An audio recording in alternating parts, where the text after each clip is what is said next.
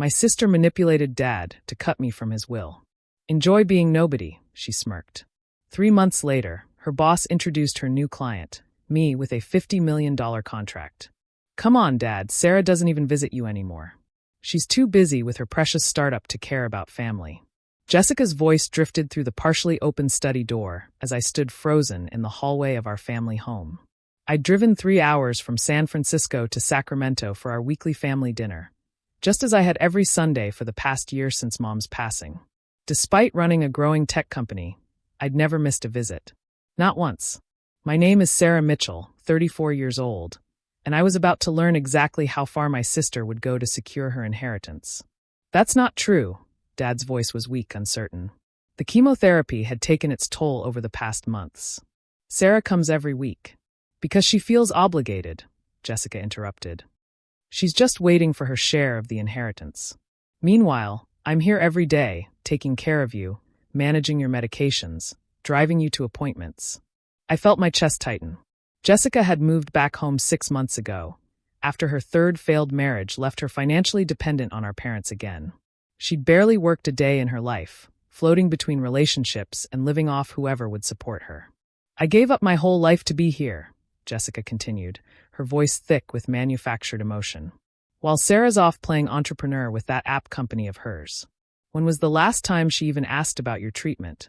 I wanted to burst in, to defend myself, to remind Dad about our long conversations about his cancer journey, about how I'd researched every experimental treatment option. But something held me back. I needed to hear this. The company's doing well, Dad said, a hint of pride breaking through his exhaustion. She's helping people connect with mental health services. Oh, please, Jessica scoffed. She's just trying to cash in on people's problems. And now she wants half of everything you built, even though I'm the one actually taking care of you. My hands clenched into fists.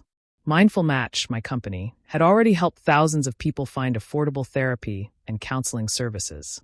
We were making a real difference. Not that Jessica would understand that. Maybe you're right. Dad's voice had grown smaller. She has her own success now. She doesn't need the inheritance like you do. Exactly. Jessica's tone turned triumphant. I'm the one who needs security. I'm the one who sacrificed everything for family. Sarah's already got her millions from those tech investors. She doesn't care about us anymore. I'd heard enough. I turned and walked silently back to the front door, opened it, then closed it loudly enough to be heard. Dad, Jessica, I'm here. I called out, playing my part in this twisted theater. Jessica emerged from the study, her face a mask of sisterly affection. Sarah, we were just talking about you. I bet you were, I thought, but managed a smile. Good things, I hope? Always, she smirked, and for a moment I saw the real Jessica, calculating, manipulative, determined to take everything she could get. Dad appeared behind her, looking frielier than ever in his oversized sweater. Princess, he smiled tiredly, using my childhood nickname. How was the drive? I hugged him gently, noting how much weight he'd lost. Not bad. Traffic was light. How are you feeling? Oh, he had a rough morning. Jessica jumped in before Dad could answer. But I made his favorite soup and got him to eat a little. The evening continued like that, with Jessica orchestrating every interaction, positioning herself as the devoted daughter while subtly undermining me at every turn. She managed to mention 3 times how she'd rearranged her entire life to care for Dad, and twice how my little app business must be keeping me too busy for family. I stayed quiet, observing. I'd learned in business that sometimes the best strategy was to let your opponent reveal their plan. And Jessica was revealing plenty. After dinner, as I helped with the dishes, despite Jessica's protests that she'd take care of everything, Dad called me into his study. Sarah, he began, looking uncomfortable. I've been thinking about the future. About what happens after. Dad, don't, I interrupted. You're fighting this. The new treatment. Please let me finish. He shuffled some papers on his desk. I've been reviewing my will, making some changes. My heart sank. Jessica's plan was already in motion. Your company's doing so well, he continued. Those investors. Jessica mentioned they valued it at what, $20 million. That was last year's valuation, I said carefully. But Dad, that's not liquid assets. It's paper value tied to the company's potential. He waved his hand dismissively. A gesture so unlike him that I knew Jessica had been working on him for weeks, maybe months. The point is, you're successful. Independent. Jessica, she needs more security. Stability. I'm thinking of adjusting things, making sure she's taken care of. I looked at my father, this man who'd taught me about fairness and hard work, now being manipulated by my sister's false devotion. Dad, before you make any decisions, I think we should discuss. It's done, he cut me off, another uncharacteristic gesture. I signed the papers this morning. Jessica helped me arrange everything with the lawyers. Of course she did. The house, the investments, the family business. Jessica will manage it all. She'll make sure everything I built continues. The family business, a chain of successful automotive supply stores Dad had built from scratch. The business I'd helped modernize with inventory management software I'd personally developed during college. The business Jessica had never shown any interest in until now. I know you'll understand, Dad said, patting my hand. You don't need this like she does. I stood up slowly, my mind racing. Of course, Dad. Whatever you think is best. As I left the study, Jessica was waiting in the hallway, not even pretending she hadn't been listening. Enjoy being nobody, she whispered, her smile sharp as a knife. It's what you deserve for abandoning us. I looked at my sister, really looked at her. The designer clothes bought with Dad's credit cards. The smug superiority of someone who'd never built anything of her own. The desperation beneath her confidence. Nobody, I replied quietly. We'll see about that. On the drive back to San Francisco, I made 3 calls. The first to my lawyers, asking them to pull every record of my contributions to the family business. The second to my chief technology officer, outlining a very specific expansion plan. And the third to an old friend who worked at Morrison & Barnes, the largest automotive supply corporation in the country. Jessica thought she'd won everything. She had no idea what was coming. I spent the next week reviewing documents, analyzing financials, and planning my next moves. The picture that emerged was exactly what I'd expected. Dad's business, despite its success, was falling behind in technology and market reach. The inventory system I'd built years ago needed updating, and their online presence was practically non-existent. Perfect. I knew Jessica would dismantle everything I'd built in the company, simply out of spite. She'd never understood the technology side of the business, had mocked my suggestions for modernization. Now that weakness would become my opening. As I sat in my San Francisco office, looking out over the bay, I received an email that made me smile for the first time in days. Morrison & Barnes was interested in discussing a partnership. Very interested. Jessica wanted to play games with inheritance? Fine. I'd show her what it really means to build something from nothing. The pieces were in place. Now it was time to play the long game. 3 weeks after Dad changed his will, Jessica made her first major move as the future head of Mitchell Automotive Supply. She called an all-hands meeting and announced a modernization initiative, which mainly consisted of dismantling every system I'd put in place. I knew this because Tony, our longtime warehouse manager, called me immediately after the meeting. "Sarah, it's a disaster," he reported, his voice tight with concern. "She's scrapping your inventory management system, says it's outdated. We're supposed to go back to manual tracking." I muted my phone to hide my laugh. Manual tracking for a chain of 15 stores? It was exactly the kind of short-sighted decision I'd expected from Jessica. "Thanks for letting me know, Tony. How's Dad doing?" "Barely comes in anymore. Your sister's got him convinced he needs to rest and let her handle everything." Of course she did. The less Dad saw of the business, the less he'd notice as Jessica drove it into the ground. I hung up and turned to my laptop, where an email from Morrison & Barnes was waiting. The timing couldn't have been better. "Meeting confirmed for next Tuesday. Our CEO is very interested in your proposal." I smiled, thinking of the presentation I'd prepared. Morrison & Barnes wasn't just the largest automotive supply corporation in the country. They were also struggling to break into the digital age. Their CEO, Michael Barnes, had been vocal about needing to modernize their operations. And I was about to offer them exactly what they needed. The meeting was set for their corporate headquarters in Los Angeles. I spent the flight rehearsing my pitch, though I barely needed to. I'd been preparing for this moment since the night I heard Jessica manipulating Dad. Michael Barnes was an imposing figure, tall and silver-haired, with the sharp eyes of someone who'd built an empire from scratch. He sat at the head of the conference table, surrounded by his executive team. "Miss Mitchell," he began, "your proposal intrigued me. You're suggesting a complete digital transformation of our operations." I nodded, pulling up my presentation. Mindful Match isn't just a mental health platform.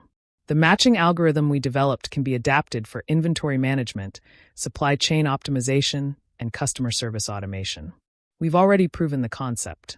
With your father's company, one of the executives noted. Mitchell Automotive Supply. Yes, I confirmed. Where we increased efficiency by 40% and customer satisfaction by 60% within the first year. For the next hour, I walked them through the potential. How their 2,000 stores could be connected through a single intelligent system. How customer data could drive inventory decisions. How predictive analytics could revolutionize their supply chain. Impressive, Michael said when I finished. But why come to us? Why not implement this with your family's business? I met his gaze steadily. Mitchell Automotive Supply is taking a different direction. But their loss can be your gain. He studied me for a moment, then smiled. The scuttlebutt is that your sister's taking over, dismantling the digital infrastructure you built. That must be frustrating. Business isn't about emotions, Mr. Barnes. It's about opportunities. I'm offering you a chance to leapfrog your competition by about 5 years. For a price, he noted, glancing at the proposal. $50 million for exclusive rights to the adapted technology, plus consulting fees for implementation. A fraction of what it would cost you to develop it internally. The room fell silent as Michael leaned back, considering. Finally, he nodded. Draw up the contracts. But I have one condition. Yes, I want Mitchell Automotive Supply as our test case. If your system is as good as you say, prove it by implementing it there first. I felt a slow smile spread across my face. You want me to approach Mitchell Automotive Supply as a Morrison and Barnes representative? Exactly. If they adopt the system successfully, we roll it out across our stores. If they refuse, he shrugged. Well, that tells us something too. It was perfect. Better than perfect. I accept, I said, extending my hand. Though I should warn you, their new management can be difficult. Michael's smile matched mine. I'm counting on it. 2 days later, I sat in my San Francisco office, watching the pieces fall into place. The contracts were signed. The technology adaptation was underway. Now came the part I'd been waiting for. I picked up my phone and dialed a familiar number.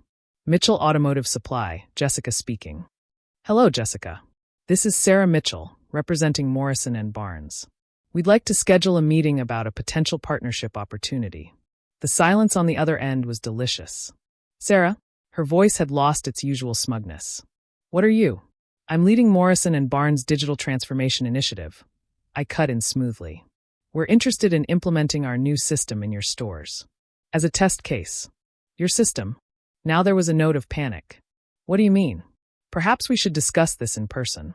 I can have my assistants send over the details. We're prepared to make it worth your while. More silence, then. Dad needs to be involved in any major decisions. Of course, I agreed pleasantly. In fact, Mr. Barnes specifically requested a meeting with both of you. Shall we say next Thursday? He's flying in specially. Jessica tried to maintain her composure, but I could hear the strain in her voice. Thursday, yes, that should work. Excellent. Oh, and Jessica? You might want to review the company's current technology infrastructure before then. Mr. Barnes will have questions. I hung up before she could respond, imagining her scrambling to understand the systems she'd so eagerly dismantled.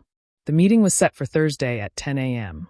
I arrived early, watching through the conference room windows as Jessica frantically briefed Dad about Morrison and Barnes' importance in the industry. Michael Barnes arrived exactly on time, his presence filling the room. I stood slightly behind him, enjoying Jessica's visible discomfort. Mr. Mitchell, Michael began, shaking Dad's hand. An honor to meet you. And Miss Mitchell, he turned to Jessica, your sister has told us so much about your company's traditional approach. Jessica's eyes darted between us, clearly trying to understand what was happening. Now, Michael continued, sitting down, let's discuss how Mitchell Automotive Supply can help us revolutionize the industry. Sarah, would you walk us through the proposal? I stepped forward, opening my laptop. Of course, Mr. Barnes. Let me show you exactly what we have in mind.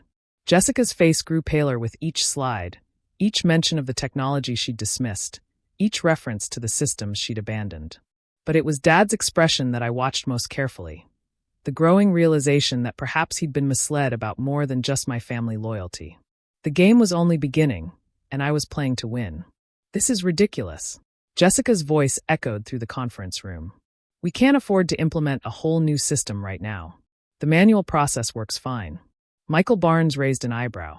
According to our analysis, your efficiency has dropped 45% since abandoning the previous digital infrastructure.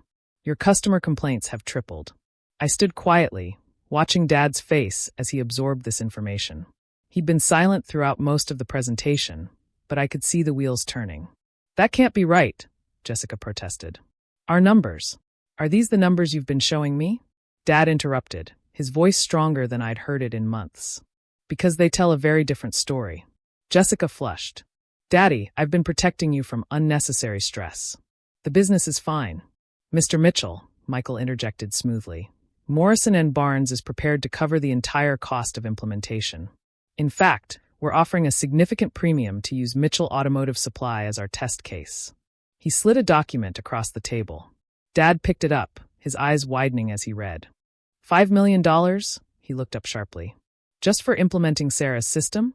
My system, I corrected gently. The one I developed and sold to Morrison and Barnes. The one Jessica removed because it was supposedly outdated. And that's just the beginning, Michael added. If the implementation is successful, we're prepared to discuss a larger partnership. Potentially even acquisition. Jessica's face went from red to white. Acquisition? No, absolutely not. This is a family business. A family business you're running into the ground. I finally spoke up.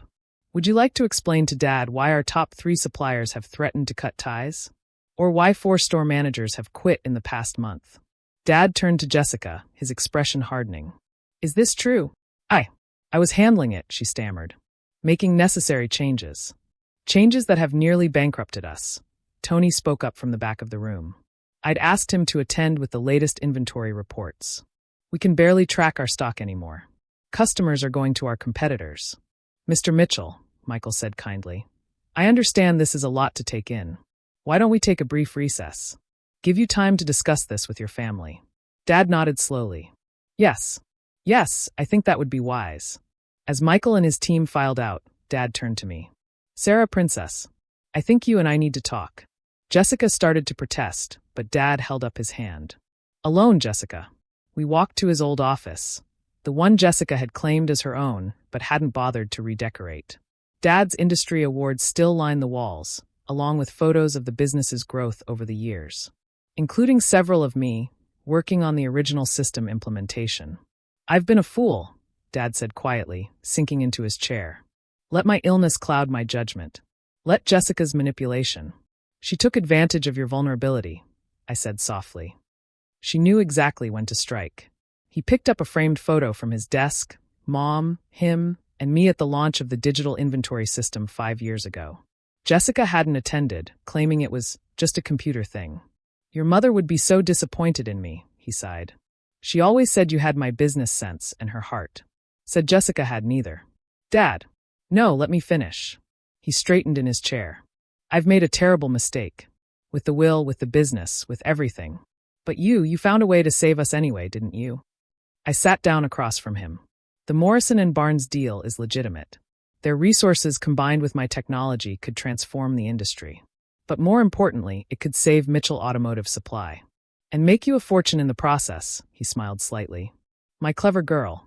The money was never the point, I said honestly. I just couldn't watch everything you built be destroyed by Jessica's greed. A knock at the door interrupted us.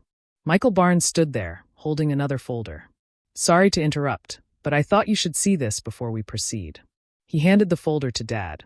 Your daughter's complete proposal, including her conditions for the deal. Dad opened it, reading carefully. His eyes grew wet. You demanded that any acquisition deal include retention of all current employees, protection of the Mitchell name, continuation of our community service programs. I shrugged. Like I said, it was never about the money. Dad stood up, moved faster than he had in months, and pulled me into a hug. Mr. Mitchell, Michael said from the doorway, you have an extraordinary daughter. And I'm not just saying that because she's about to make my company significantly more profitable. I know, Dad replied, still holding me. Believe me, I know. The next hour was a whirlwind. Jessica alternated between threats and pleading as Dad officially reversed his decision about the will. The lawyers were called. New papers were drawn up. The Morrison and Barnes contract was signed. "You can't do this."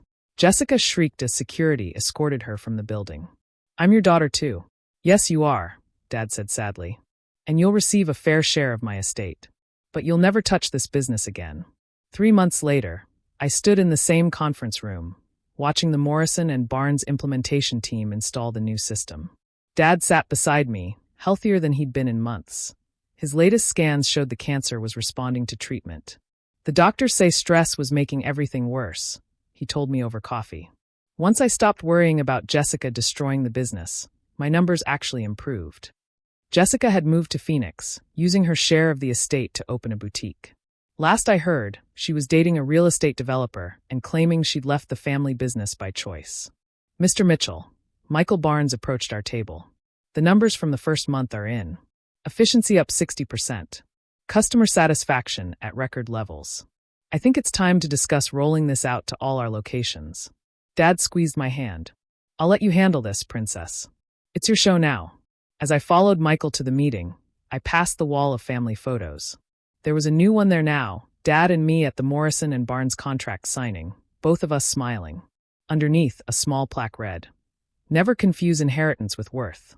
True legacy is what you build, not what you're given." Jessica had tried to make me a nobody. Instead, she'd freed me to become exactly who I was meant to be. Sometimes the best revenge isn't about getting even. It's about proving that success is the best answer to those who try to diminish you. Dad joined us for the meeting, watching proudly as I outlined the nationwide implementation plan. His cancer was in remission now, his strength returning daily. We had weekly strategy sessions over dinner, just the two of us, where he shared his decades of industry knowledge while I taught him about emerging technologies.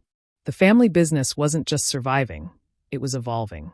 Morrison and Barnes had become not just a client, but a true partner, with plans for expansion that would carry the Mitchell legacy into the future. As for me, I kept my office in the old building, right next to Dad's.